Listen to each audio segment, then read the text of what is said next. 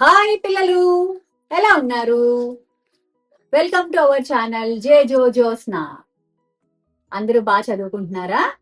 సరే అయితే ఒక చోట నుంచి ఇంకో చోటికి వెళ్ళడానికి ఎడ్ల బళ్ళు కానీ గుర్రపు బళ్ళు కానీ ఉపయోగించే రోజుల్లో జరిగిన కథ ఒకటి నేను మీకు చెప్తాను. పిల్లలు, మీకు జట్కా బండి అంటే ఏంటో తెలుసా? ఇప్పుడంటే రబ్బర్ టైర్లు అమర్చబడిన మోటార్ వాహనాలని మనం ఉపయోగిస్తున్నాం. కానీ ఒకప్పుడు చెక్కతో చేసిన చక్రాలు ఒక బండికి అమర్చి వాటిని ఎడ్లు కానీ గుర్రాలు కానీ లాగేవి. గుర్రాలు నడిపే బండిని జట్కా బండి అంటారు. ఎడ్లు నడిపే బండిని ఎడ్ల బండి అంటారు. సరే అయితే మనం కథలోకి వెళ్ళిపోదాం. కథ పేరేంటంటే మేకు చేసిన మేలు.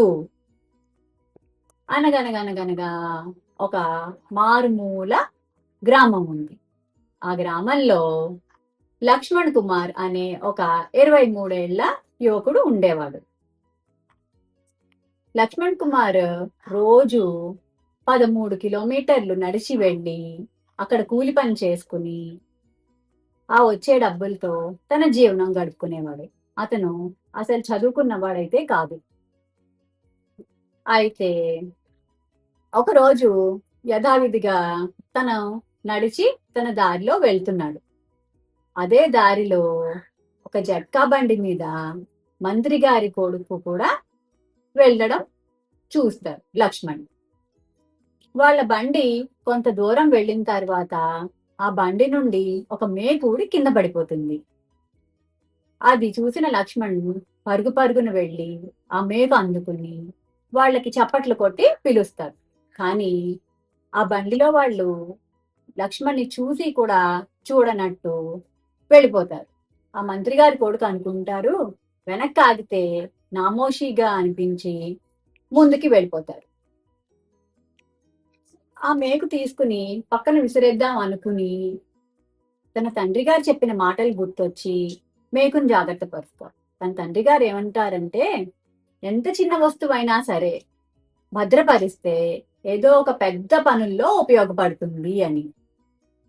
ఆ మేకు జాగ్రత్తగా తన వస్తువుల్లో దాచుకుని తన దారిని తను బయలుదేరుతాడు.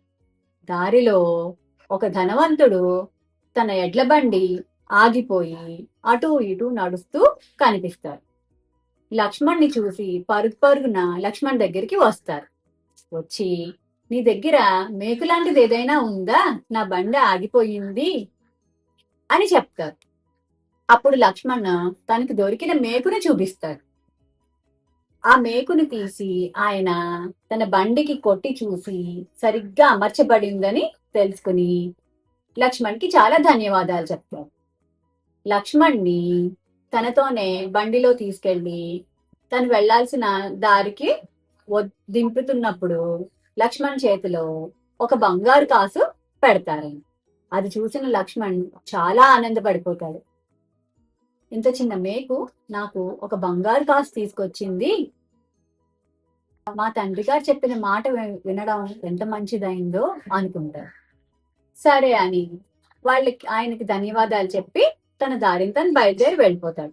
వెళ్ళిపోయి చక్కగా ఒక 4 రోజులకు కావాల్సిన సరుకులన్నీ కొనుక్కుని మిగతా డబ్బులు జేబులో పెట్టుకుని తిరిగి వస్తూ ఉంటాడు. వస్తుండగా దారిలో ఎవరో పిల్లలు ఏడుస్తున్నట్టు వినిపిస్తుంది. అటు ఇటు తిరిగి చూస్తే ఎవరూ కనిపించరు. అప్పుడు తను తెచ్చుకున్న సరుకులన్నీ ఒక చోట భద్రపరిచి అడవి చుట్టూ తిరుగుతూ ఉంటారు. ఆ ఏడుపు వినిపించిన వైపు వెళ్లి చూస్తే అక్కడ ఒక తల్లి తన 4 పిల్లలతో కూర్చుని ఉండి ఏడుస్తూ ఉంటుంది. లక్ష్మణ్ వెళ్ళి ఆవిడని అడుగుతారు, ఎందుకమ్మా ఏడుస్తున్నారు అని. ఆవిడ అంటారు, మేము విహారయాత్రకు వచ్చాము నిన్న సాయంత్రం. మా పిల్లలు అటు ఇటు పరిగెడుతుంటే వాళ్ళని అదుపు చేసే ప్రయత్నంలో మేమందరం దారి తప్పిపోయాం.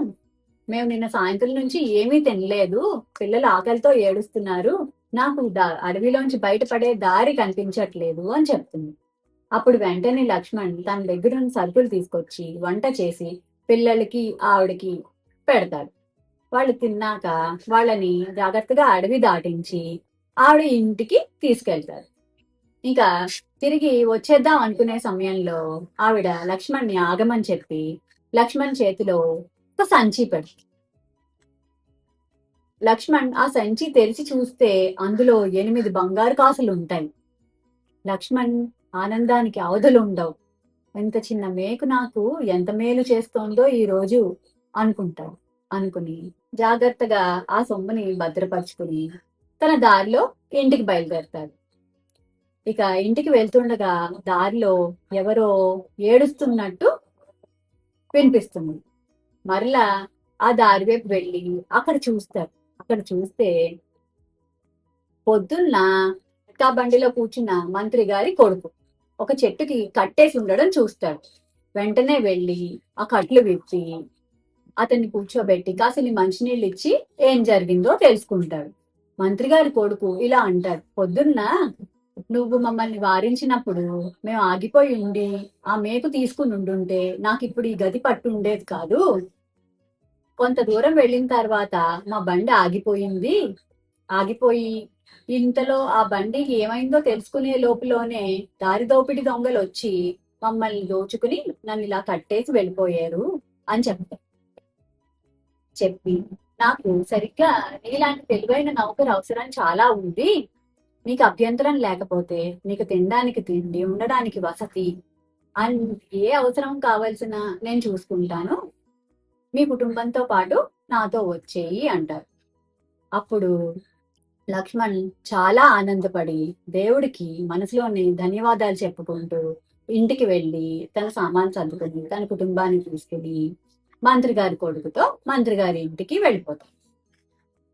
కథ మీకు నచ్చిందా పిల్లలు? సరే అయితే ఇంకో మంచి కథతో నెక్స్ట్ వీడియోలో మళ్ళీ కలుద్దాం.